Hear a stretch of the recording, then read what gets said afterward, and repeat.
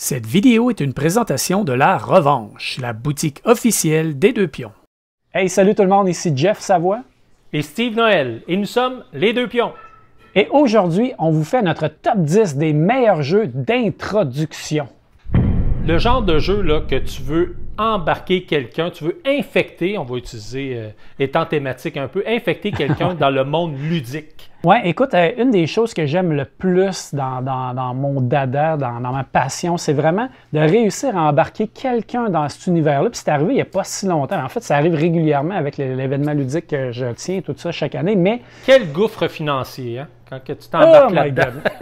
Mais ça, faut pas le dire, faut pas le dire. Mais quand tu vois, là, tu joues une game, deux games, trois games, puis là, tu vois les yeux qui commencent à briller, là, puis là, ils regardent ta collection, puis ils disent « Oh my God, il y a comme un univers de jeux, c'est comme pas juste un jeu. » Il n'y a pas juste Monopoly. Non, exactement. Écoute, ça, pour moi, là, c'est le plus beau moment, puis là, je me dis « Ça y est, j'ai embarqué quelqu'un, puis je viens de le ruiner, pauvre lui. » Donc, écoute, Steve, on pourrait parler peut-être de nos critères qu'on a mis en place pour faire cette sélection de 10 jeux-là, qui n'est pas facile quand même, parce qu'il y en a beaucoup. Quand même. Il y en a beaucoup.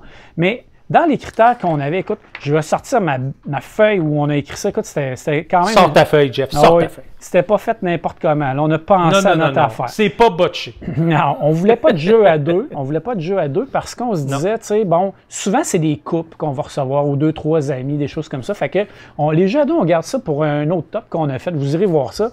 Fait qu'il n'y avait pas de jeu à deux. Il n'y avait pas de jeu de party ou des jeux filler, des jeux qui sont un petit peu trop courts des fois. On a essayé de skipper ça. On va faire une autre catégorie de toute façon pour cette catégorie de jeux de party-là. On voulait aussi un thème qui était accessible parce qu'on ne voulait pas être trop geeky là, avec des affaires de donjons et dragons ou bien des affaires dans l'espace des fois que c'est plus difficile. Il y a des gens qui accrochent moins. Donc, on voulait un thème assez générique. Les gens se sentent attirés par ce thème-là. Après ça, évidemment, il fallait que ça s'explique rapidement parce que ça, c'est un des critères. Là, au début, c'est tough. Là, les meilleurs jeux, souvent, c'est les jeux 1, 2, 3 qui appellent là, 3 étapes puis on peut commencer à jouer ou presque. On est allé un petit peu plus loin des fois, mais il faut que les explications prennent maximum 15 minutes. Reste assez simple. Exactement. Puis après ça, le jeu lui-même, il ne faut pas qu'il soit trop complexe, mais... Puis c'est là le critère important, puis c'est ce que j'aime de ça, c'est qu'il faut aussi que ça reste des jeux, même s'ils sont simples pour les nouveaux joueurs, il faut que les joueurs expérimentés comme toi puis moi, Steve, il faut qu'on ait du plaisir. Mais il faut qu'on prenne notre pied, nous autres, avec, tabarnouche. Ouais, c'est sûr, c'est sûr. Sinon, tu sais, on joue, on s'emmerde, puis là, on essaie de faire, tu sais, il faut que ça paraisse qu'on a du fun, nous autres aussi. Puis là, on veut plus jouer à des jeux, puis c'est nous autres qui débarquent. Oui, exact. Exactement. Puis, écoute, la dernière affaire que moi, je m'étais mis comme critère, je ne sais pas si tu as fait ça, toi, pour ta liste, on verra bien, parce qu'on va le découvrir ensemble, on se dit jamais c'est quoi.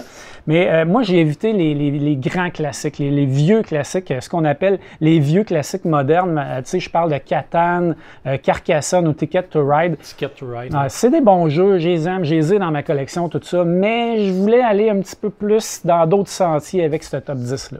Hey, je vais te faire une confidence. Ah oui, donc? J'ai jamais joué à Carcassonne. Ben, jamais joué. C'est pas grave, je t'aime encore, Steve. Phew! Révélation. Oh my God! Hey, ça va faire ça va faire les grands titres de la presse internationale demain. Steve n'a pas joué à Carcassonne. Et il a une chaîne. Qu'est-ce qui se passe? Où allons-nous? Exact. Fait qu'écoute, on roule l'intro puis on commence avec notre 10e choix.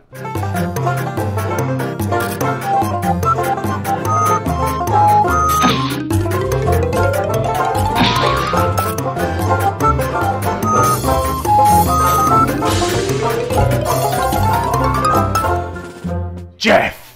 Pam, pam, pam! Ton numéro 10, c'est quoi? Écoute, mon numéro 10, Steve, ça a été difficile de le placer aussi bas que ça dans mon top 10. Okay? C'est particulier, mais je t'explique pourquoi. Ça commence bien ton affaire? Oui, c'est ça. Parce que c'est un nouveau jeu. C'est un jeu que je viens de découvrir, ça fait peut-être 2 mois. Puis j'étais gêné de le mettre dans mes 5 premiers, mais je voulais absolument le mentionner parce que je pense que ça a tout pour devenir un futur classique puis un jeu d'introduction parfait, et c'est Cascadia. On en a parlé déjà, on a fait un concours, on en a parlé beaucoup. Je ne reviendrai pas sur tout le comment jouer, mais le jeu est tellement simple, tellement beau, avec un thème justement de nature qui est universel. Tout le monde aime ça, tu sais, ça passe bien pour à peu près tout le monde. Puis le jeu, il est efficace, il est fluide, puis il y a une belle façon de compter les points, puis une façon aussi avec de la rejouabilité, parce que la façon de scorer les points avec les 5 animaux différents change à chaque partie. Fait que tu sais, c'est simple, là. Tu prends une tuile, tu prends un animal, tu places ça, puis tu essaies de scorer avec les cartes qui déterminent comment chaque animal score. Tu fais des points aussi avec tes domaines selon les types de paysages que tu as. Pour moi, là, ce jeu-là, il y a vraiment tout pour devenir un classique. Fait que là, de façon timide et prudente, je le mets en 10e position, mais honnêtement, il y a tout pour se classer dans les 5 premiers. C'est un très, très bon jeu. Honte à toi. Honte à toi. Ah. J'y ai pas pensé à Cascadia. Ah, honte à toi, tu veux dire. Oui, mais je trouve que tu as tellement raison pour y avoir joué. T'sais, il s'explique rapidement. Placement de tuiles, tu as les petits icônes pour placer tes animaux. Puis tu as toujours tes feuilles de scoring, les cartes de scoring à côté. Fait que je trouve que tu as tellement raison. C'est un très bon jeu qui mérite d'être dans le top 10. Ça s'explique en 5 minutes. C'est facile à jouer. Puis à date, je ne connais pas personne qui a détesté ça. Tout le monde avec qui j'ai joué, ils ont aimé ça, ils ont embarqué, puis ça a été un succès. Fait que c'est mon 10e choix. Toi, Steve, ton 10e, c'est quoi? Moi, je suis allé avec un petit jeu qui a été pimpé récemment. Et j'ai nommé King Domino Origins. Ah oui, ben oui, dans la série des King Domino, il y en a eu beaucoup. Oui, King Domino, puis j'y ai joué récemment, puis vraiment, ça me redonné le goût d'y rejouer. J'aimais bien le King Domino de base que j'avais, puis qu'on a joué, mais je trouve qu'il manquait quand même un petit quelque chose. Un petit élément gamer, mettons, là. Ouais, c'est ça exactement. Ce que Origin est allé chercher avec des objectifs de majorité, puis tu as plusieurs modules dans Origin où tu peux jouer les tribus, tu peux, tu as les ressources que tu vas aller chercher, les majorités. Fait que j'ai trouvé qu'il avait été repiqué mon petit côté gamer. Oui, puis il est modulaire en plus, c'est ça qui est le fun. C'est ça. Fait que tu peux le mettre très simple, tu peux rajouter des modules pour rajouter de la complexité, c'est vraiment intéressant. Puis quand tu mets tous les éléments, ben, il dure un peu plus longtemps que King Domino, qui est un jeu que je trouve excellent là, en termes, écoute, c'est un jeu parfait, là, qui a gagné le Spiel, c'est pas pour rien. C'est le fun de placer des tuiles. Oui, toujours. Là, puis là, tu as toujours une tuile qui fait pas ton affaire, qui arrive pour tout mêler tes affaires. Fait que non, je trouve que c'est un bon jeu d'introduction. Souvent, les gens, puis il n'est pas trop long, mais quand même, comme tu as dit tout à l'heure, avec les différents modules, il va chercher vraiment c'est ça. Une petite rejouabilité bien intéressante. C'est ça. Moi, King Domino, je l'aurais mis dans cette liste-là, mais je l'ai enlevé parce que je le trouvais juste court un peu. Fait que j'ai décidé de ne pas le mettre, mais il aurait pu faire partie de ma liste, un peu comme Sushigo Party aussi, là, 2 jeux que je trouve extraordinaires pour initier les joueurs, mais sont quand même courts. Fait que c'est pour ça que je les ai pas mis. Mais c'est un bon choix. Ouais. King Domino Origin, effectivement, là, vient aller chercher un élément de plus là, dans le jeu. C'est bon. Jeff, maintenant, ton numéro 9? Oui, mon numéro 9, écoute, c'est un jeu qui va chercher la fibre de parieur en toi, mon Steve. Est-ce que tu as la fibre du grand parieur dans les courses ou les choses comme ça? Oui, j'aille pas ça. Bien, c'est Camel Up. Camel Up, c'est un jeu que j'ai sorti souvent avec des nouveaux joueurs. C'est un jeu qui est vraiment chaotique pour vrai. Là, c'est moins qu'on peut se dire parce que ils l'ont refait en plus, ce jeu-là. Ils ont sorti une nouvelle édition. Je ne l'ai pas vu, la nouvelle édition. Qu'est-ce qu'il y avait de l'air? Ben, je l'ai vu sur image. Moi, j'ai l'ancienne édition. Mais je trouve, écoute, les deux se ressemblent beaucoup. C'est le même jeu, revampé. Si vous ne l'avez pas acheté, la nouvelle édition, là, elle est très belle. Mais si vous avez l'ancienne, ça fait le travail très bien. Puis il y avait des extensions aussi intéressantes. Mais je trouve que c'est un jeu qui est facile d'accès pour les gens. Les gens comprennent rapidement le principe de parier sur des chameaux. Puis le fait que ce soit un peu chaotique, random, ça donne une chance à tout le monde de gagner. Moi, je ne suis pas très bon à Camel Up, puis je ne gagne pas souvent. Puis j'aime ça, parce que j'aime ça quand j'introduis des jeux à des nouveaux joueurs, pas être tout le temps le joueur qui défonce tout le monde avec les points, puis il gagne. C'est bien quand tu perds régulièrement, puis ça, c'est un jeu que j'ai de la misère à gagner, fait que je trouve ça parfait, puis... c'est toi qui aimes ça, le hasard, en plus. Ouais, j'aime pas tant le hasard, mais lui, il est tellement léger, puis c'est tellement drôle, puis il y a tellement plein de revirements de situation que c'est le fun, c'est léger, puis c'est original, l'empilade des chameaux, parce que tu roules des dés, puis là, les chameaux avancent, il faut que tu paries, puis plus tôt tu paries dans la course sur des chameaux, mais si c'est lui qui gagne à la fin, mais plus c'est payant. Fait que tu prends des chances, tu essayes des affaires. Fait que tu sais, puis c'est trippant. Puis l'empilade des chameaux est vraiment drôle, c'est vraiment le fun, c'est original. Puis j'ai toujours eu du succès avec ce jeu-là, avec les nouveaux joueurs. Ah oui, c'est bon. Bon choix. Merci. Ton numéro 9, c'est quoi, Steve? J'ai quasiment le goût d'y rejouer. Ouais, Pas hein? quasiment, j'ai le goût d'y rejouer. Ben oui, je sais. Ça fait un bout que j'ai pas joué à Camel Up. Ouais, c'est le fun quand on... Puis en passant, là, c'est Camel Up et non pas Camel Cup. L'erreur commune. Mais les deux titres auraient pu bien faire. Puis la façon dont le titre est écrit, surtout dans la première édition, ça porte à confusion. Mais c'est bien Camel Up. Up pour Camel Up. Les chameaux qui s'empilent. Ton numéro 9, mon Steve, c'est quoi? Mon numéro 9, Seven Wonders Architect. Qui vient de sortir. Je n'ai parlé plusieurs. Facile. Tu veux construire, tu as juste besoin d'aller chercher des ressources. Mais c'est le plaisir de construire ta merveille, l'interaction avec les autres joueurs, il est beau, il y a tout pour plaire à quelqu'un qui ne connaît pas trop les jeux de société. Ouais. Effectivement, il n'est pas très long, mais quand même, je trouvais qu'il rentrait bien quand même dans cette catégorie-là pour le plaisir d'y jouer, puis toute sa présentation, puis sa prestance à la table. Ouais. C'est un jeu qui frappe fort déjà pour les nouveaux joueurs parce que ça sort bien, c'est bien présenté, ça joue facilement, ça s'explique rapidement. Puis, tu sais, je vais te faire une confidence. J'aime beaucoup l'univers de Seven Wonders. On a fait notre top de jeux à deux, puis mon numéro 1, c'était Seven Wonders Duel.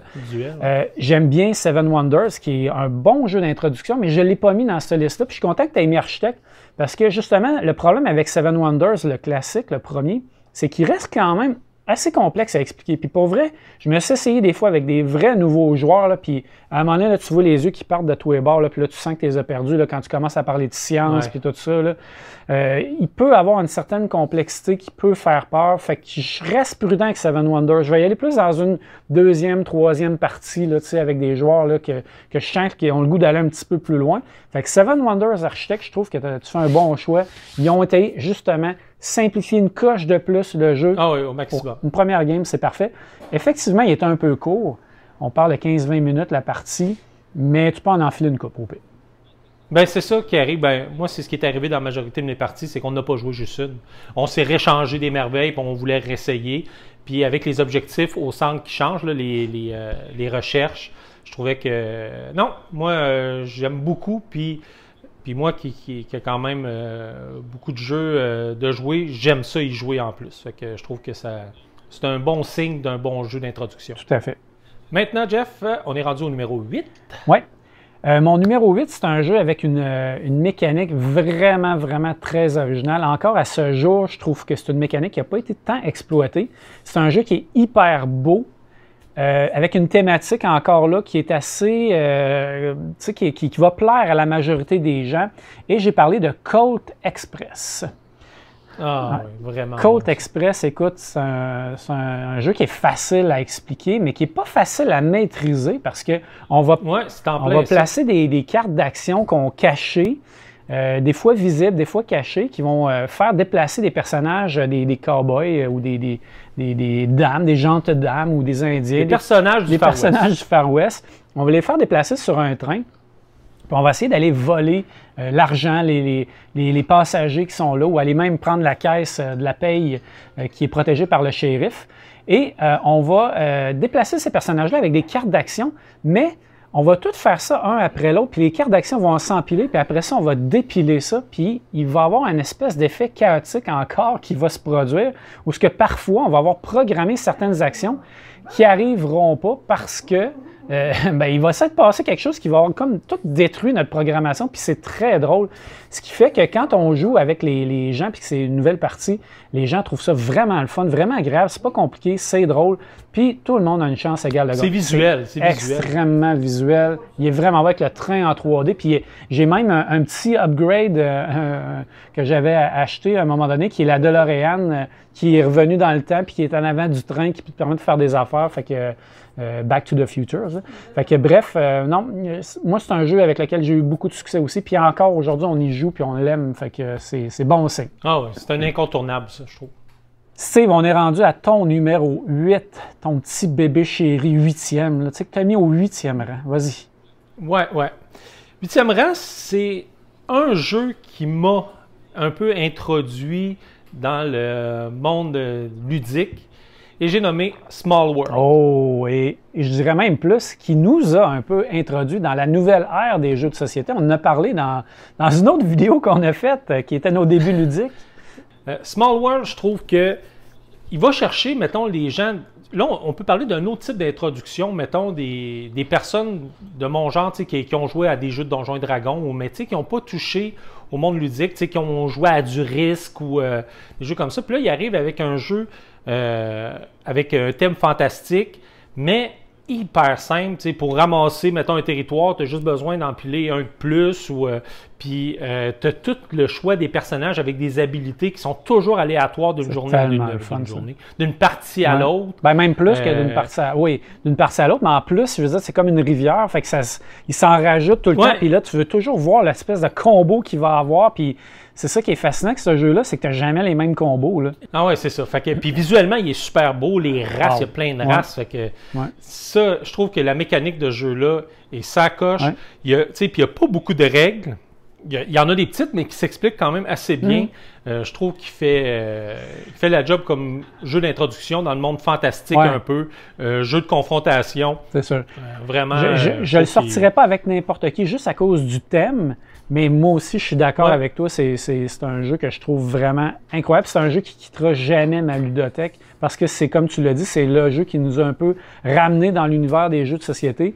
Puis c'est drôle, tu le ressors puis il fait encore la job. Il n'est pas démodé. Il a sa mécanique à lui qui n'a pas été vraiment repris là, avec la rivière des habilités qui se place. Puis je trouve vraiment... puis ils l'ont sorti avec le thème de World of Warcraft. Je ne l'ai pas essayé, mais il avait de l'air beau. Ils ont comme sorti comme 2 îles. Je serais curieux de l'essayer. Moi aussi, mais j'ai tellement investi dans Small World. J'ai acheté toutes les extensions, tout ça. J'ai tout ce qui s'est fait à peu près. Là, fait que... là, il te manque celle-là, Jeff. C'est comme un autre jeu. Fait que là, à un moment donné, je me suis dit, là, ça va faire. J'en ai assez. Ouais. On est rendu à numéro 7. Oui, mon numéro 7, Steve, c'est Imhotep. Donc, tu vois, j'ai pas fait une longue présentation. Direct, Imhotep, écoute, c'est un jeu, encore une fois, que je trouve d'une simplicité, je dirais presque enfantine, mais en même temps d'une belle complexité. Ça s'explique bien parce que c'est simple. Tout ce que tu as à faire à ton tour, c'est soit que tu prends des pierres de la carrière pour mettre sur ta petite planche, soit que tu envoies une pierre sur un bateau, ou soit que tu envoies un bateau qui est assez plein vers une zone pour aller faire les actions qu'il y a là pour obtenir des points de victoire. C'est pas plus compliqué que ça. Je viens d'expliquer le jeu. Fait que maintenant, vous savez jouer. C'est simple, mais c'est le fun parce que justement, il y a beaucoup de décisions. Est-ce que je perds un tour pour remplir mon plateau parce que j'ai plus de pierres? Est-ce que j'envoie un bateau à une place pour pas que la personne puisse l'envoyer à une autre place puis que je vais la bloquer un peu comme ça? Est-ce que je veux aller absolument sur ce bateau-là, mais pas en première place, je veux aller en deuxième parce que si ça va dans les pyramides, la deuxième place, c'est elle qui va avoir le plus de points. Fait que c'est assez simple pour un joueur qui apprend à jouer puis qui découvre l'univers du jeu puis qui tu veux pas trop, tu sais, en anglais, ils disent overwhelm, là, tu sais. Puis il y a assez de complexité pour que moi, là, j'aille du fun à chaque fois que j'y joue, puis je l'ai ultra pimpé. Le jeu, il est vraiment beau. Je vais essayer de vous montrer les images, peut-être. Mais c'est un jeu thinky, c'est un jeu où tu réfléchisses, puis tu sais que tu peux couillonner un autre, tu sais, avec les bateaux, puis... fait que non, bon choix, je trouve. Oui. Écoute, c'est un jeu qui est super simple. Ils ont même sorti une version duel que je n'ai pas essayé, qui doit rendre le jeu un peu plus tête à 2 joueurs, parce que c'est un jeu qui est 2 à 4, mais tu sais, 3 ou 4 joueurs, c'est le best. À 2, tu as un peu plus de latitude, c'est un peu plus facile, mais il est quand même le fun. Steve, ton 7e choix, ça ressemblerait à quoi? 7e choix, Splendor. Je trouve que c'est un jeu que tu dois aller chercher facile, tu dois faire 15 points. Tu vas chercher des pierres précieuses pour pouvoir acheter des cartes qui, eux autres, vont te permettre d'avoir des pierres précieuses permanentes. C'est un jeu qui ressort régulièrement, que j'ai introduit ma conjointe au jeu de société avec ça. Puis, pas question que je vende Splendor. Moi, il est barré. C'est un cas de divorce, je pense, si je le vends. Fait que je peux pas... En tout cas, non, tu sauras quoi faire. Mais j'ai du plaisir à y jouer à chaque fois. Mais je trouve qu'il est simple. Puis, tu as quand même des objectifs, des seigneurs que tu veux aller chercher selon ce que tu dois avoir comme mine. Tu vas chercher des pierres. Puis le matériel, des chips, des pierres précieuses. Les cartes sont belles. Belle présentation. Puis, petit jeu, il faut que tu fasses tes 15 points vraiment bien. Puis, on vient de mettre la main sur l'extension où ce que tu as 3 modules que tu peux intégrer. Fait que ça rajoute une autre petite dynamique bien intéressante. Fait que ça l'a comme remis un peu de viande autour de l'os. Ben oui, puis ça permet de ressortir ces vieux classiques-là, des fois qu'on a oubliés. c'est un bon choix, puis c'est un choix qui est assez universel, je te dirais. Moi je vais te faire je vais te faire une confidence. Je l'ai vendu. Je trouve qu'il y a certains jeux dans ma collection qui ont comme remplacé ce jeu-là avec une petite couche de complexité additionnelle que je préférais. Majesty, entre autres, Majesty for the Realms, Majesty, c'est très qui est bon. le même auteur, mais je trouve qu'il y a une coche de plus. C'est aussi simple, c'est aussi rapide, mais il y a une petite coche de plus que j'aime. Puis d'autres jeux qu'on parlera peut-être plus tard, que je garde pour tantôt. Oh, que tu gardes dans ta poche. Jeff, ton numéro 6. Mon numéro 6, c'est encore une fois un jeu avec une mécanique vraiment particulière et unique. Et d'ailleurs, il s'en vient d'autres jeux avec cette mécanique-là et j'ai hâte de les voir arriver d'auteurs très connus. Et c'est Dice Forge, un jeu dans lequel justement tu vas forger tes dés. Donc, écoute, Ah oui, vraiment. à la base, qui n'aime pas rouler des dés? Et dans ce jeu-là, tu roules des dés. Donc ça, c'est le fun. Puis en Mais plus, tes propres dés. tes propres dés que tu as forgés, parce que tu pars avec des dés un peu cheapettes au début, avec des bonus assez minimes, assez ordinaires, mais à force de jouer, tu vas gagner des sous, gagner de l'or, puis tu vas pouvoir aller acheter des faces de dés, puis là, tu vas remplacer les faces de dés par des nouvelles faces de dés beaucoup plus intéressantes, puis là, tu vas rouler, puis tu espères rouler ces faces de dés-là pour avoir une meilleure quantité de ressources, une plus grande quantité de ressources, ou des habiletés des fois intéressantes. Donc, c'est un jeu encore là qui est pas très complexe à expliquer, même s'il y a certaines cartes de pouvoir là, que ça faut quand même que tu prennes le temps de les expliquer aux gens, mais Mais pour un le coup reste, qu'il est parti, ça ben va oui. bien. Puis une autre chose que j'aime de ce jeu-là, puis je trouve qu'il est bon pour les nouveaux joueurs, c'est que tu joues pendant le tour des autres. oui, exactement. Tout le monde joue tout le temps. Tu lances les dés tout le temps dans le jeu-là, c'est vraiment le fun. Fait que c'est le tour à l'autre, tu le roules les dés, le tour à l'autre, tu roules les dés, le tour à l'autre, tu roules les dés. Ça revient à toi, tu roules les dés. Fait que tu sais, t'as pas attendu en faisant rien pendant que tout le monde jouait. T'as raison, ça c'est une force des jeux d'introduction, parce qu'il n'y a pas de temps mort, puis dans ce jeu-là, il n'y en a pas. Le jeu, il est vraiment beau, c'est exactement ça que j'allais dire. Il est super beau, les dés sont gros, sont beaux, les faces sont belles. Puis écoute, c'est plaisant, ça joue bien, c'est facile. Puis tu sais, il y a un petit volet chance aussi qui va faire que, bon, encore là, ça va aider des fois les nouveaux joueurs. Parce que tu sais, souvent c'est ça qui va faire la différence. Les joueurs moins expérimentés, que c'est la première fois qu'ils vont jouer à un jeu, s'il y a un petit peu plus de chance, ça va leur donner justement une chance, eux autres aussi, de gagner versus un joueur qui a joué plusieurs parties, qui connaît le jeu de fond en comble et qui est très très fort stratégiquement. Fait que c'est des jeux souvent que je vais apprécier parce que ça donne une chance égale à tous les joueurs. Donc, mais quand même, étant des dés, puis même si tu as des faces un peu moins fortes, c'est que tu finis toujours par les enlever puis te remettre des nouvelles faces. Fait que tu finis par mitiger un peu ta chance, mais je comprends que quand même, si tu as plein de faces qui te donnent des points d'expérience puis tu ne les roules pas, ben c'est sûr que là... Puis il y a une couple de décisions quand même dans le jeu difficile. Tu sais, des fois, tu peux aller chercher, je prends l'exemple tout le temps, à chaque partie que je joue à ce jeu-là, il y a l'extension que tu peux rajouter dans parce que tu as des pistes de ressources, mais tu as un maximum. Puis souvent, quand tu roules puis tu es rendu avec des bonnes faces de dés, tu atteins les maximums rapidement. Fait que là, tu te dis, je vais acheter une piste d'extension, mais tu sais, c'est pas une carte qui vaut beaucoup de points. Tu sais, fait que c'est tout le temps en train de te demander, je vais-tu perdre un tour pour acheter ça ou je vais aller acheter une autre carte plus payante. Fait que il y a quand même encore des décisions intéressantes dans le jeu. C'est un beau jeu, facile à expliquer, pas trop long. Je trouve qu'il y a sa place dans un top 10 comme ça. Je pense que c'est ça qui, à chaque fois que je joue, je suis toujours déçu, c'est que la game finit. Tu commences à être dedans, là, tes dés sont beaux, la partie est finie. Oui, mais ça, c'est vrai que c'est frustrant, puis on voudrait toujours acheter 2-3 tours parce que, comme tu dis, tu commences à avoir des bons dés. Mais d'un autre côté, un jeu qui finit, puis tu dis, c'est déjà fini, je voulais 3 tours de plus, c'est un bon signe. Parce que c'est un jeu que tu vas retourner, tu vas vouloir rejouer, tu vas vouloir essayer d'autres choses. De ton côté, ce serait quoi ton 6e choix? Mon 6e choix, c'est un jeu que j'adore, puis j'ai introduit aussi des gens qui n'avaient jamais joué à des jeux de société à celui-là, puis il a fait fureur à chaque fois. Ça s'appelle Cavern Tavern. Oh, là, tu t'en vas dans du plus underground un peu, là, des titres un peu moins connus. Dans le fond, pour ceux qui ne le connaissent pas, c'est un jeu où tu joues le rôle d'une serveuse ou d'un serveur dans un bar médiéval. Où là, tu dois aller chercher des drinks, fabriquer dans le fond des drinks pour des clients. Et dans le fond, c'est un placement de dés. Tu roules des dés, puis avec tes dés, tu vas chercher tes ingrédients que tu as besoin. Puis un coup que tu as tous les ingrédients, tu sers ton client, puis ça te donne des points. Puis tu vas te chercher un nouveau client, puis ainsi va la partie. Puis c'est simple parce que tu as peut-être une quinzaine d'ingrédients. Puis chaque phase de dé te permet d'aller chercher un ingrédient, puis tu vas aller les chercher. Fait que très, très simple comme jeu. Ce que j'ai trouvé aussi, c'est chaque partie, on est toujours proche dans le score parce qu'il y a comme une petite mécanique que si tu es dernier, tu as un dé de plus, puis ça permet toujours de rattraper. Puis souvent, ça joue à quelques points en fin de partie. Puis visuellement, il est beau, puis c'est simple. Fait que tu roules tes dés, puis tu vas chercher tes ingrédients. Fait que il y a quand même une thématique, il y a quand même une thématique encore un petit peu Donjons et Dragons qui peut peut-être faire peur à certains types de joueurs, mais... Oui, puis j'ai introduit des gens qui ont zéro avec une barre, là, côté médiéval, ou mais eux autres, je pense qu'ils ne voyaient pas les races ou des choses comme ça. Ils voyaient, eux autres, les ingrédients, aller chercher avec leur dés, puis à faire leur liste d'épicerie, genre. Fait que c'est ça, dans le fond. Tout le monde aime ça, faire son épicerie. Ah oui, c'est ça. Fait que, avec des dés en plus. Ben oui. Fait que, on roule, fait que vraiment. Puis il y a un petit peu de take that, là, la thématique est super drôle, parce que tu peux aller parler dans le dos d'un autre serveur qui fait baisser sur une track là, de sa réputation. Ouais, au boss, je pense. Tu vas dire ça au boss, hein? Oui, c'est ça, exactement. Lui il n'est pas très bon, hein? Ouais, tu veux pas être.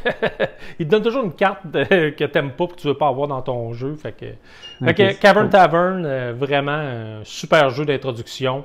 Il est beau, il est illustré par Miko en plus. Fait que vraiment, ils ont parti d'une série avec Rise Nobility. Tu vois la Cavern Tavern dans le jeu. En tout cas, ils en ont sorti quelques-uns.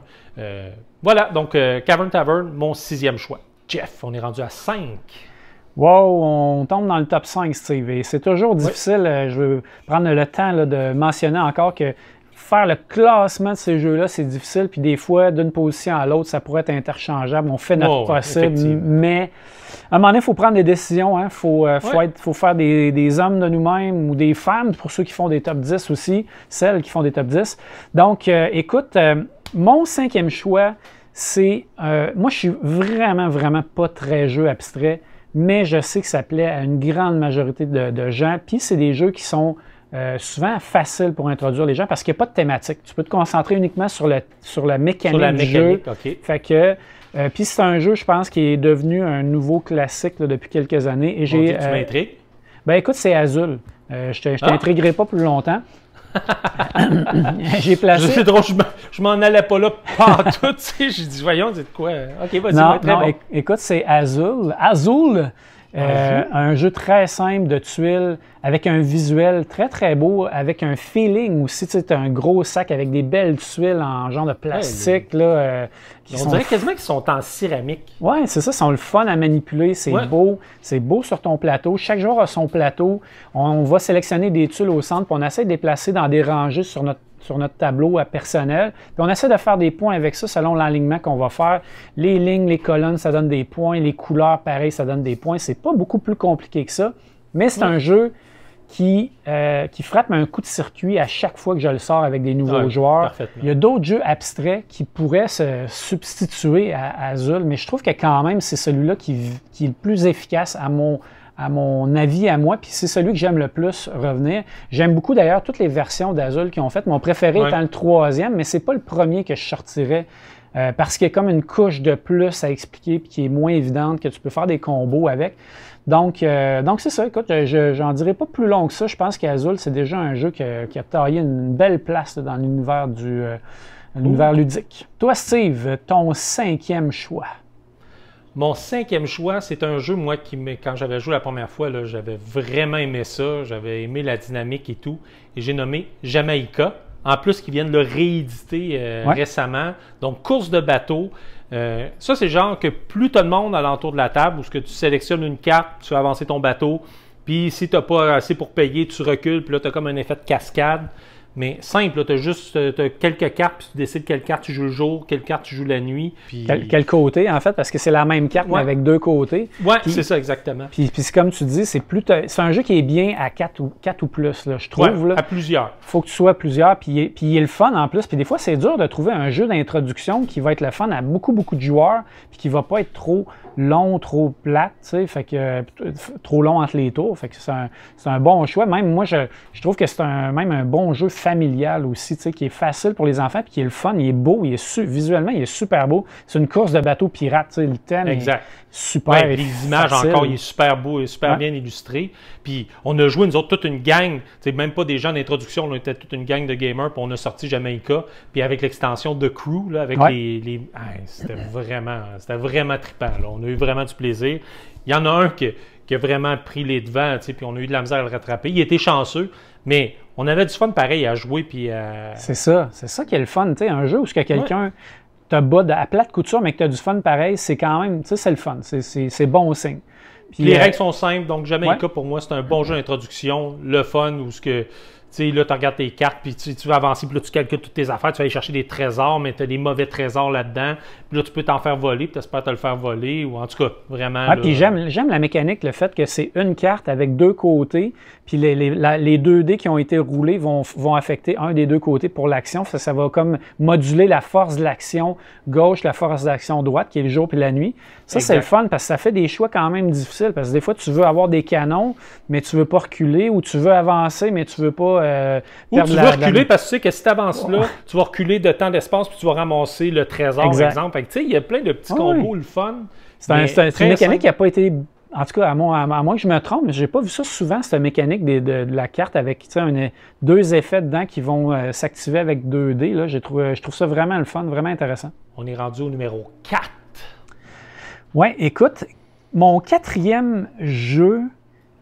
j'ai parlé tantôt de, tu sais, quand j'ai introduit mon 10e, c'était Cascadia, puis je disais, il y a tout pour se rendre dans mon top 5. Puis je pense que c'est un jeu qui va être interchangeable avec mon actuel 4e, qui est Parks. Parks, qui est un jeu là, qui, lui, avec, s'est taillé rapidement une place dans les jeux visuellement extraordinaire. C'est très, très beau. La boîte est belle. Le matériel est vraiment super beau. Il est simple à expliquer, puis il est le fun. Puis la thématique fait que tout le monde a le goût d'y jouer. C'est pas trop niché comme thématique. Puis je trouve que effectivement, Parc et Cascadia, c'est 2 jeux un peu interchangeables. C'est des jeux qui ont un peu le même feeling un peu quand tu vas jouer, sauf qu'ils ont une mécanique différente, celui de Parc où tu vas déplacer des marcheurs. Oui, parce que c'est vraiment 2 jeux différents. Là, tu ne pourrais pas dire. Tu dis interchangeable pour le rang, mais c'est 2 jeux que tu peux avoir dans ta ludothèque qui ne se chevauchent pas du tout. Exact. Ce que je veux dire, c'est que c'est 2 jeux qui vont avoir le même effet, qui vont être faciles à introduire avec une thématique qui se ressemble quand même parce qu'on parle de nature, qui vont jouer rapidement, puis qui sont pas compliqués à expliquer, puis que tout le monde va avoir une chance de gagner. C'est un peu ça que je veux dire quand je parle d'interchangeable. Pour moi, ces 2 jeux-là, si je voulais introduire quelqu'un, puis je veux un thème nature, mettons, là, je penserais à ces 2-là, puis je pense que je ferais un succès peu importe avec lequel que je sortirais. Mais au niveau de la mécanique, c'est sûr que c'est différent, parce que Park, tu déplaces des randonneurs dans des zones de nature, dans des paysages, puis tu essaies d'aller visiter des parcs en ramassant des ressources, des arbres, des soleils, des gouttes d'eau. Fait que ça, c'est pas très compliqué, mais ça marche. Qu'est-ce que tu veux que je te dise? Ça marche. Puis écoute, c'est un des jeux dans les dernières années qui a reçu le plus d'acclamation pour son visuel puis pour la qualité de son matériel. Ils ont sorti une extension aussi, là, le Nightfall, je pense que ça s'appelle, ou Night quelque chose, qui vient rajouter un petit peu. Je ne l'ai pas essayé, mais je pense que ça peut venir rajouter une touche encore plus gamer là, pour ceux qui veulent creuser un petit peu plus ce jeu-là. Mais puis ils ont même sorti aussi un jeu de cartes là, dans la même thématique. Donc, Parks, je pense que c'est un jeu qui a tout à fait sa place là, dans un top 5 des jeux d'introduction. Ton numéro 4, Steve? Mon numéro 4, on a un petit crossover. Oh! J'ai mis attends un peu. On a dit qu'on allait se faire un signe pour les crossovers. Hey, crossover! Crossover! C'est quoi? Dice Forge. Ah ouais, je l'ai mis en 4e place parce que ça va toucher aussi l'amateur de blocs Lego en nous aussi. Oui, c'est vrai. C'est vrai. Non, mais on l'a bien expliqué. Donc, pour toutes les mêmes raisons, je trouve que Dice Forge, pour créer son dé, il n'y a rien de plus trippant que ça pour aller chercher les faces que tu as besoin. Puis, chaque partie, tu vas prendre une direction différente. Donc, à un moment donné, tu vas dire, je vais focusser sur l'or pour aller chercher plus de points avec les cartes qui donnent des points avec l'or. Après ça, tu peux dire, non, je vais aller chercher plus des gems de lune ou de soleil pour pouvoir aller chercher des cartes qui valent beaucoup de points. Fait que tu peux toujours aller dans une direction différente. Puis, il y a quand même une extension qui ont sorti, si tu veux encore en rajouter d'autres. Une extension double même. Oui, c'est ça. J'ai été déçu. Je pensais que ça rajouterait de la longueur la fois que j'avais mis la main dessus. Mais non, ça rajoute juste d'autres places à aller dans la même période de temps. J'ai eu le même feeling que toi. J'aurais espéré qu'il y aurait peut-être presque doublé le temps de jeu juste pour en avoir un peu plus longtemps à jouer, mais non, c'est juste plus d'options.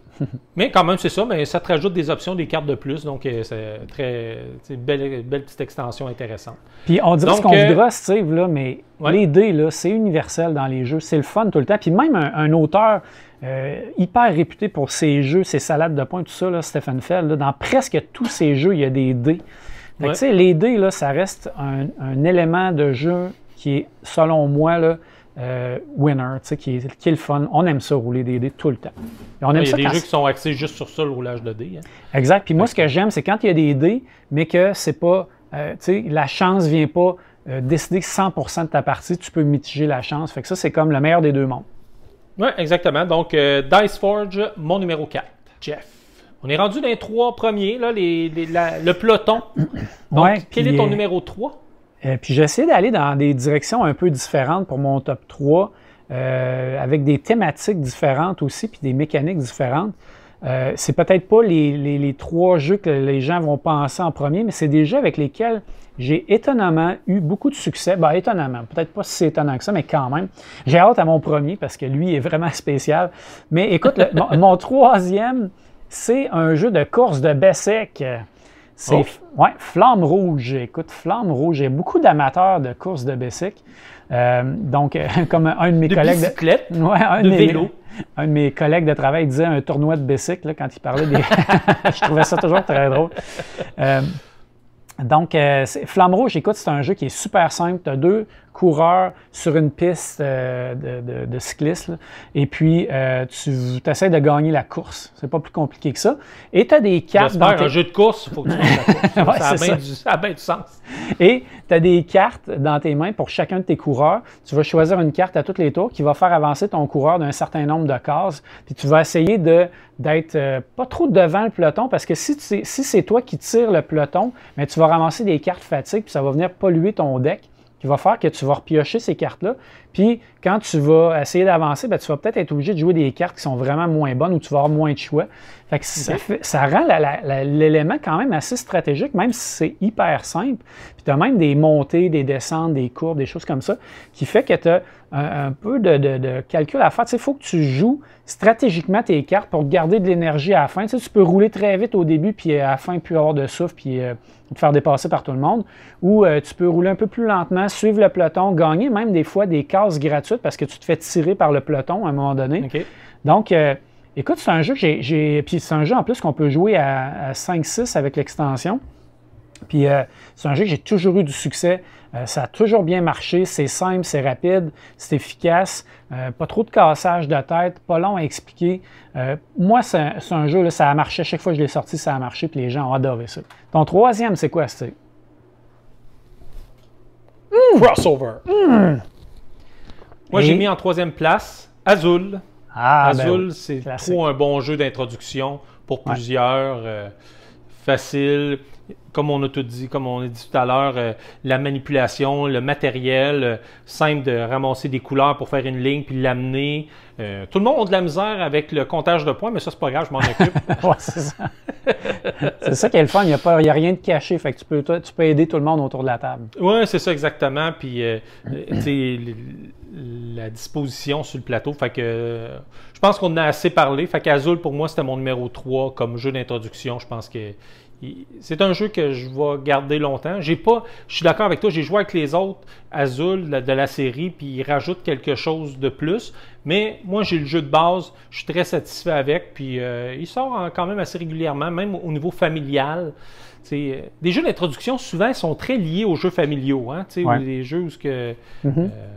Fait que Azul, mon numéro 3. On est rendu au numéro 2.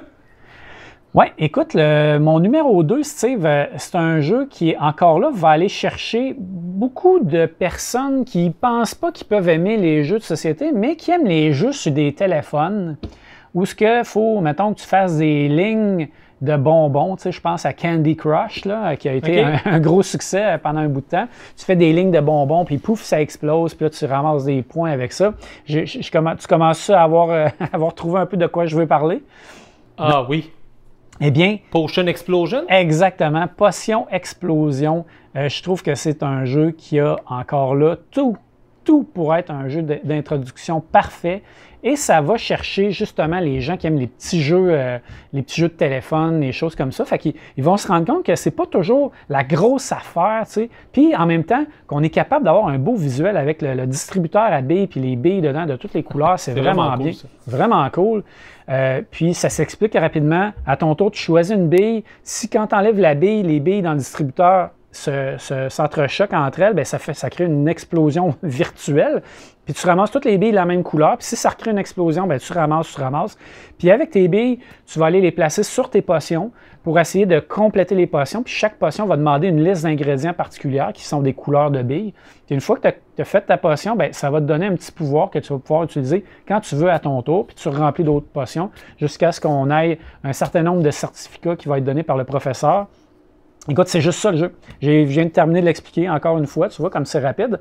Et c'est un jeu qui a une belle rejouabilité, que je rejoue encore régulièrement. Il y a une extension qui est sortie d'ailleurs, qui est très, très bien, qui va rajouter une petite couche de plus avec les billes fantômes, là, qui vont se rajouter des billes blanches qui sont un peu des jokers, puis d'autres professeurs que tu peux utiliser, des habiletés de plus, qui est vraiment nice. Mais juste le principe du distributeur à billes, ça vient déjà, tu sais, c'est cool, il y a un genre de props ça, qu'ils appellent au cinéma, là, un genre de matériel qui est vraiment le fun, qui est visuel, puis qui va attirer la personne. Après ça, tu fais des explosions avec les billes, tu places ça, c'est super simple. Écoute, je connais pas personne qui n'a pas embarqué un peu, qui commençait à jouer, puis avec qui j'ai pas fait jouer à ce jeu-là, puis qui n'a pas trippé. Candy Crush sur son téléphone, ça va chercher vraiment tout le monde. Exactement. Fait que pour moi, là, écoute, c'est mon deuxième meilleur jeu d'introduction, mais avec ça, je sais que je vais faire un succès à chaque fois. Toi, Steve, ton numéro 2, je commence à avoir hâte de voir tes deux premiers. C'est un jeu que visuellement, il est vraiment super beau. Fait que les gens ont le goût de s'impliquer. Puis il y a quand même une belle petite complexité en même temps. Et j'ai nommé Takenoko. Ah oui. Takenoko, tu sors ça. Placement de tuiles, tu roules tes dés, selon ce que tu roules, tu vas faire les actions. Fait que soit aller placer des tuiles, soit déplacer le jardinier ou le panda. Puis là, tu as tes petites cartes d'objectifs. Fait que il y a ces complexités quand même, mais il se prend bien en main. Puis visuellement, tous ceux qui ont joué à ça, moi je regarde, ma plus jeune, c'était un des premiers jeux que j'ai fait jouer, puis elle a super aimé ça. Les petits pandas cute, là, les petits pandas cute, ça pogne tout le temps, c'est sûr. Ah oui, c'est ça, puis tu vas manger, puis c'est toute l'iconographie, il n'y a pas de texte. Fait que, tu vois ta carte de panda, il faut que tu manges un bambou vert puis un rose. Fait que tu vas les chercher, puis tu veux les faire pousser. Fait que vraiment, Takenoko, je trouve que il y a tout pour bien introduire les gens, puis à quelque chose, un bon jeu qui a sa durée quand même, qui dure assez longtemps, puis que justement tu finis, puis tu as tes cartes d'objectifs, puis tu aurais voulu continuer encore un peu pour les réaliser. Vraiment, Takenoko, très bon jeu. Mon numéro 2 pour introduire les gens aux jeux de société. C'est un solide choix, Steve. À quelque part, je regrette un peu de ne pas l'avoir mis. Je trouve que tu as raison, c'est un jeu qui est très, très vendeur. Puis ça a été dans les premiers que j'ai acheté aussi. Puis je l'ai utilisé aussi beaucoup, beaucoup pour introduire des personnes aux jeux de société. Puis il est extrêmement bon aussi côté familial. Si vous avez des enfants là, de 7, 8, 9 ans, c'est parfait pour eux autres. Ils vont triper avec les petits bonhommes. Puis il y a l'extension Chibi en plus qui rajoute la petite femelle panda. Écoute, qui est toute mignonne, fait que les enfants, ils trippent au bout. Fait que, non, bref, excellent choix. Jeff, on est rendu à ton numéro 1. Oh yes! Et Steve, je dois te dire de quoi j'ai encore une fois essayé de sortir des sentiers battus un peu. Bon, comme d'habitude. Hein? T'en prends l'habitude, je trouve. Ouais, c'est ça, j'ai été wild un peu, puis j'ai pris quelque chose qui était moins typique comme jeu d'introduction, mais... Pour moi, les jeux d'introduction doivent remplir une mission importante, c'est-à-dire qu'il faut que la personne qui va essayer l'univers des jeux pour la première fois, souvent, faut qu'elle ait eu du fun. Faut que ça ait été le plaisir, trippant. c'est sûr, c'est sûr. Exactement. Faut qu'elle sorte de la game. Peu importe ce qui s'est passé, qui a gagné, qui a perdu, faut qu'elle ait eu des fourrés, faut qu'elle ait eu du fun, puis qu'elle dise « Hey, c'était vraiment une belle soirée, j'ai hâte qu'on recommence. » Fait que, mon numéro 1, pour moi, qui rentre, qui accomplit justement là, cette mission-là à merveille, c'est malheureusement un jeu qui est discontinué, je pense, qui est BO, qui est introuvable nulle part. C'est chiant! Je le sais. Mais je ne pouvais pas le nommer parce que c'est trop bon. Peut-être qu'il va être réédité un jour. C'est The Adventurers, la pyramide d'Horus. Il existe 2 The Adventurers. Il y a le temple de Chak et la pyramide d'Horus. C'est la pyramide d'Horus qui est vraiment le meilleur des deux et qui a une ambiance dans ce game-là absolument incroyable. Premièrement, c'est une thématique que tout le monde aime. Hein, c'est Indiana Jones. Donc, Lara Croft pour les plus récents. Oui, pour les plus jeunes ou ceux qui aiment mieux le modèle féminin. Mais donc, tu es un espèce d'aventurier à la recherche de richesses perdues dans la pyramide d'Horus. Et là, il y a une gang d'aventuriers comme ça qui ont tous le même objectif que toi, c'est-à-dire de se remplir les poches. Mais dans la pyramide, tu vas passer d'une zone à l'autre. Tu vas piocher tu vas pouvoir fouiller ou te déplacer, mais quand tu vas fouiller, selon la zone où tu es, tu vas ramasser des richesses toujours de plus en plus intéressantes, plus tu t'enfonces dans la pyramide. Mais il y a aussi des dangers. Tu peux te faire piquer par un scorpion, tu peux te faire croquer par un crocodile, il peut t'arriver tout plein d'affaires. Il y a même des vieilles momies méchantes qui sillonnent. Ouais, c'est ça, qui sillonnent les corridors de la pyramide, puis si t'agrippes, tu as une blessure. Puis plus tu te remplis les poches, plus tu te déplaces lentement, tu deviens lent. Plus tu as des blessures, toutes ces choses-là comme t'encombres, puis tu vas avoir moins d'action. On lance des dés, puis selon la force des valeurs qu'il y a sur les dés et les couleurs, tu vas avoir un certain nombre d'actions, mais plus tu as d'objets, plus tu as de richesses, moins tu vas avoir d'actions. Et l'élément qui fait vraiment tout le charme du jeu, c'est que la pyramide s'écroule sur ta tête. Donc, oui, c'est ça qui est le fun. Ça s'écroule. Oui. C'est vraiment drôle, tu sais. Fait que tu reçois des cailloux à la noix, puis, ben écoute, il peut même arriver qu'à chaque tour, finalement, il y a une pierre, une grosse pierre de la pyramide qui va s'écrouler, puis qui va venir éventuellement bloquer le chemin. Et là, si tu as été trop greedy, tu voulais avoir plein de richesses, puis tu t'enfonces dans la pyramide, puis que tu ne ressors pas à temps, ben il est possible que tu te fasses complètement enfermé dans la pyramide. Emprisonné. Exactement. Puis si tu ne réussis pas à sortir avant que ça soit complètement fermé, bien, sais-tu quoi? Tu es peut-être le plus riche, mais tu ne feras pas grand-chose avec ton argent parce que tu vas finir en momie comme les autres. Ouais. Fait que le but du jeu, c'est de rentrer, de ramasser le plus de richesses, puis de sortir vivant, puis d'être celui qui a le plus de points avec les richesses que tu as accumulées. Écoute, ce jeu-là, à chaque fois que je l'ai sorti, on a eu un fun noir, on a eu du plaisir, on a eu des fourrés. C'est tout le temps comme « Ah ouais, pogne la roche, prends pas la dose, prends pas la dose. Ah non, c'est la dose! Ah, tel gars, telle fille est rendue emprisonnée dans la pyramide. » Fait que c'est fini. Écoute, c'est vraiment le fun. Puis, c'est très physique, là, pour ceux qui ne l'ont pas vu. C'est vraiment des gros cubes, là, c'est carré là, en plastique. Puis ça remplit vraiment le dedans de la pyramide.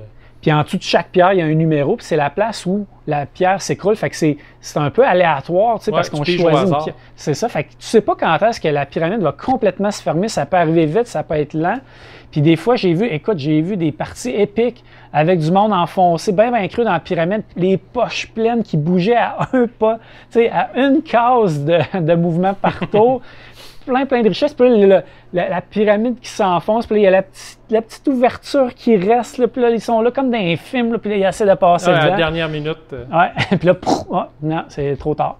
Fait que, écoute, on a eu du fun là, à chaque fois qu'on a joué à ce jeu-là, puis j'y rejoue encore, puis j'ai encore du fun incroyable. Puis souviens-toi, Steve, à nos premiers jabs, quand on a joué avec Joe et Joe, c'est le premier jeu qu'ils nous ont sorti, puis ça a laissé une marque là, dans ma tête. Oui, on avait trippé. Là. Ça a été une bonne expérience ludique. Oui, puis dans ce temps-là, on pouvait encore l'acheter, fait que je l'ai acheté tout de suite, puis je le regrette pas. Malheur à vous, ceux qui ne l'avaient pas acheté tout de suite. Non, mais peut-être qu'ils vont le rééditer, ou si vous êtes chanceux sur le marché des jeux usagés, peut-être, mais je pense que ceux qui l'ont le gardent. En tout cas, moi, je ne le revendrai pas. Mais si un jour, si on se croise puis vous voulez l'essayer, vous m'en parlerez. Ça va me faire plaisir parce que j'ai toujours eu bien du fun à jouer à ce jeu-là.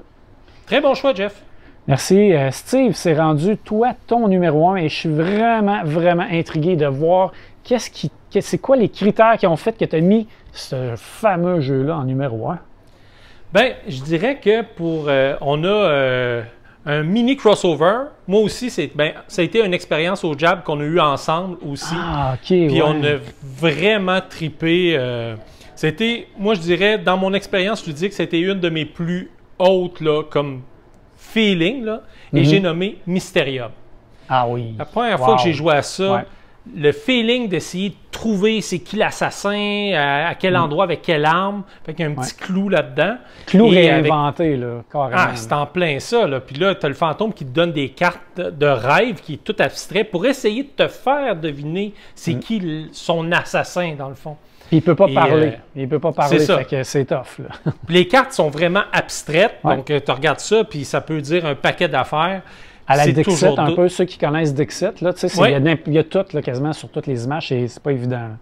Puis, tu sais, quand on parle d'expérience ludique puis de fou rire, c'est toujours toi, le fantôme, tu donnes une carte à quelqu'un, puis là, la personne catch tout de suite ce que tu as voulu faire dire. Puis, il y a 2, 3 autres joueurs qui disent « Non, non, t'as-tu vu, il y a telle affaire, ça pourrait être telle personne. » Puis là, t'es là, oui. « Ah non. » Puis tu peux pas parler comme fantôme. Fait que là, il dit « Ah, il l'avait. » Ah, c'est un maudit bon choix. Puis, écoute, moi, c'est un jeu qu'on joue encore de temps en temps. Puis, c'est un de mes meilleurs jeux familiales ici en famille. Là. Les enfants, ils trippent au bout. Puis, nous autres, on se fait des soirées ambiance, on tamise la lumière, on met la musique parce que ça vient avec une trame sonore qui met vraiment dans l'ambiance. Puis, Je pense que c'est... Ouais, ça ressemble à ça. Puis, écoute, on joue à ça, puis on a du fun. Puis, quand je fais l'esprit, tu sais, quand on donne le rêve, si la personne dit est-ce que c'est, tu sais, elle place son truc là, puis là, on passe chaque personne, puis on tape sa table pour dire oui ou non, parce qu'on ne peut pas parler en tant qu'esprit. Puis nous autres, un coup, c'est pas ça, puis 2 coups, c'est ça, genre un truc de même. Fait que tu sais, souvent, tu cognes un coup, puis là, tu attends avant de faire le deuxième. Fait que là, ah non, merde, je pensais que je l'avais. En tout cas, écoute, l'ambiance est Très bonne idée. vraiment hot, là. Vraiment comme hot. expérience ludique, c'est vraiment... Puis j'ai fait jouer un paquet de monde, tu sais, mes parents qui sont assez âgés, j'ai fait jouer un paquet de monde, puis tout le monde. Puis c'est le côté, en guillemets, coop, où on peut tous se parler. Fait qu'il n'y a pas de compétition en soi. Fait que c'est justement l'entraide entre tout le monde. Puis le monde se montre leur carte. Hey, qu'est-ce que tu t'en penses? C'est tout ça. Puis, fait que je pense que les expériences ludiques ont été vraiment très forts pour tous ceux là, qui ont touché à ce genre de jeu-là. Fait que Mysterium, pour moi, c'est grandement mon numéro 1. Wow. Ça se dit-tu ça, grandement mon numéro 1? Oh, ouais, c'est ça de se loin dit. mon numéro 1. Tu l'as dit, fait que ça se dit. Ça se dit à partir de maintenant. À chaque fois, tu réécris le dictionnaire, tu sais. Ben oui, ça m'arrive. Écoute, je pense qu'on vient de donner 2 listes, là, 2 top 10 absolument fantastiques pour ceux qui cherchent des jeux d'introduction. Vous avez du choix en masse, il y en existe beaucoup d'autres, mais vous avez quelque chose, des bonnes bases, des bases solides. Ouais. Je suis très content. Puis écoutez, si vous avez aimé la vidéo, s'il vous plaît, faites comme d'habitude. Laissez-nous un pouce en l'air pour nous dire que vous avez aimé ça. Puis abonnez-vous pour être mis au courant quand on va mettre en nombre des nouvelles vidéos. On en met régulièrement, puis on est toujours intéressant en plus. Ouais, et puis laissez-nous des commentaires. On aime ça vous lire. Fait que laissez-nous un petit commentaire. Pour vous, c'est quoi votre meilleure expérience ludique qui vous a introduit dans ce merveilleux monde-là? Et Oui, on puis va c'est pouvoir en discuter. Exactement. On veut le savoir parce qu'il y en a plein des jeux de même, puis ça va peut-être nous donner des idées, nous autres aussi, pour introduire du monde éventuellement. Un jeu qu'on n'avait pas pensé. Il y en a sûrement. C'est sûr. Fait que sur ça, merci beaucoup tout le monde. À la prochaine. Ciao!